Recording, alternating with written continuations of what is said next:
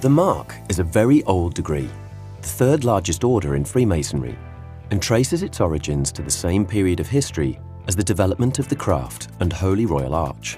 The working of the degree can be traced back to the 1700s, when the ceremony was included in craft ritual, which even today in Scotland and Ireland includes Royal Arch and Mark Masonry in completing the credentials of Freemasons.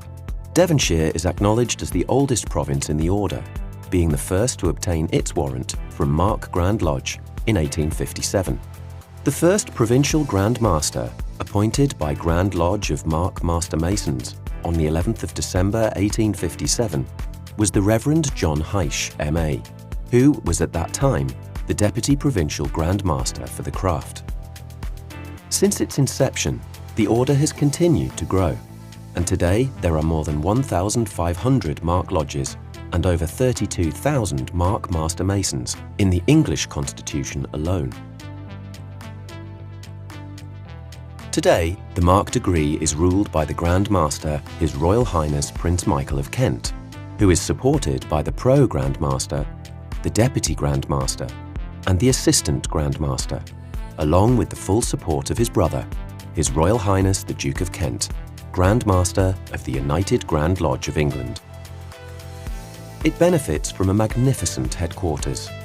Mark Masons Hall, 86 St James's Street, London, is the administrative headquarters of 10 orders in Freemasonry. Each order offers a different Masonic experience to members. However, they all have something in common. They all provide an excellent opportunity for Freemasons wishing to extend their Masonic knowledge, find new challenges, and enhance existing friendships. It is said by many to be their favourite order.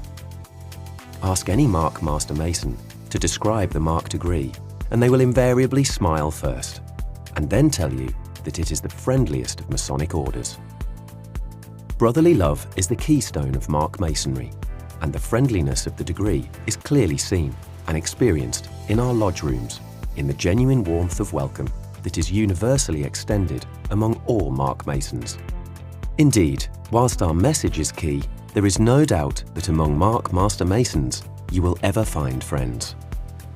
New Mark Master Masons often say that they wish they had joined the Mark years before. Mark Masonry is an inclusive degree, and admittance is open to all Master Masons, irrespective of faith and cultural background.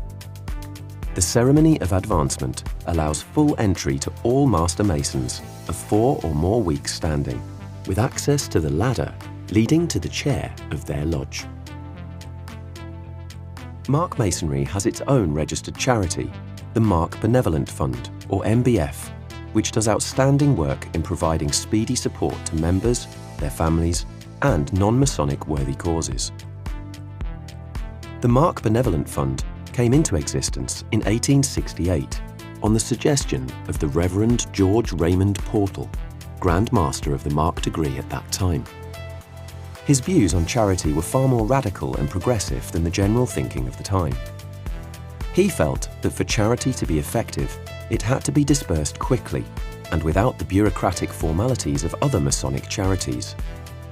To him, it was wrong for there to be any delay in providing assistance to those in need, and his own Latin tag, Vis dat qui cito dat, or he gives twice who gives promptly, became and still is the principal guideline of the MBF. It creates a sense of belonging to the Mark family, which has an aim of promoting harmony, friendliness, and enjoyment. The following is taken from the ceremony of advancement into the Mark degree. Among Mark Master Masons, you will ever find friends who will administer relief to your distress and comfort in your affliction. Simply ask any Mark Master Mason, and they will confirm this. The Craft Book of Constitutions tells us that ancient Masonry consists of 3 degrees, including the Holy Royal Arch. This is a somewhat strange statement, bearing in mind that prior to the union of the 2 Grand Lodges in 1813, a form of the Mark degree was extensively worked both in London and the provinces. Indeed, there exists a document in the Craft Provincial Grand Lodge of Durham, the last page of which is dated 1756, and reads, Their being met part of the body of the lodge, they taking in their serious consideration that no member of the said lodge shall be made a mark mason without paying the fee of 1 Scots mark. During the ceremony of advancement into the Order of Mark Master Masons, the candidate is shown how to take the 4th regular step in Freemasonry.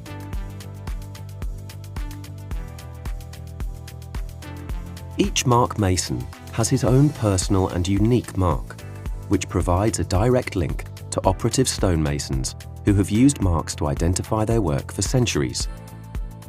Marks have been found on stones used in ancient Egypt and elsewhere, including castles, churches, and in the cathedrals of Europe built from 1100 onwards. Stained glass windows, carvings, and manuscripts give us some idea of the methods of the medieval stonemasons. Masons carved stones for ordinary building blocks and for decoration. Everyone who takes the degree of Mark Master Mason will be asked to create his own mark as a type of unique signature or identifying badge. The mark degree, focusing on the keystone of the Sacred Arch, provides a comprehensive understanding of the interconnections between the Solomonic degrees: Craft, Mark, Holy Royal Arch, Royal and Select Masters, and other orders. At least 4 other orders require you to be a Mark Master Mason before you can discover their symbolism and further aid your Masonic knowledge and journey. One of the consequences of the 1813 union of the 2 Grand Lodges in England was the specific recognition of the 3 craft degrees only, including the Holy Royal Arch, thus excluding the Mark degree. As a result of this, a craft mason who joins other orders before the Mark degree may be confused by their symbolism. Our degree aids your understanding by adding essential background to the history of the construction of the temple, the importance of the keystone, and the work of the overseers. Interestingly, in other recognized constitutions, the Mark degree can be conferred in either craft lodges or Royal Arch chapters, and indeed is an essential prerequisite before exaltation into a chapter can take place. Mark Masonry is probably the only tangible link with our operative predecessors, that of each Mason receiving and using a distinctive mark. Secondly, the language and symbolism of the craft revolves around building in general and the construction of King Solomon's Temple in particular. The beautifully written ritual teaches lessons of hope and encouragement, having confidence in the quality of one's own work and the advantages of perseverance.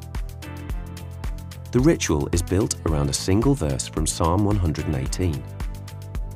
The stone which the builders refused is become the headstone of the corner. It deals with the building of King Solomon's temple and the various craftsmen employed, but the real message is the contemplation of human strength and weakness. The Mark degree contains many messages for the discerning man, and the dramatic but yet friendly ceremony illustrates that the wisest of men can be mistaken, that the experts are often wrong, that the weakest can display greater perseverance than the strongest, that the insignificant has the potential for distinction, and that we all have a part to play in the building of life. It is for each to put his own interpretation on the message which the degree proclaims, but there is a firm statement that no man is beyond redemption, and the possibility of distinction is always within our grasp. The candidate is not merely led around the lodge room, but increasingly takes an active, central role.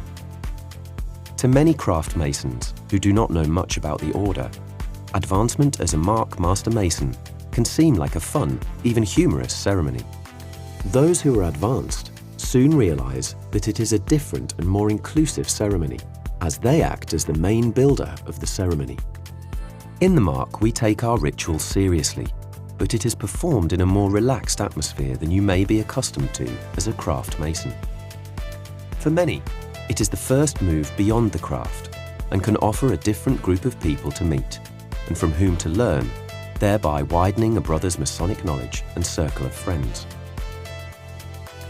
The ceremony of the degree is a simple story of operative masons working on the construction of King Solomon's Temple. and is a dramatic piece which never fails to impress candidates who are advanced into the order. Most rightly consider it to be an advancement of knowledge obtained during the Fellow Craft degree.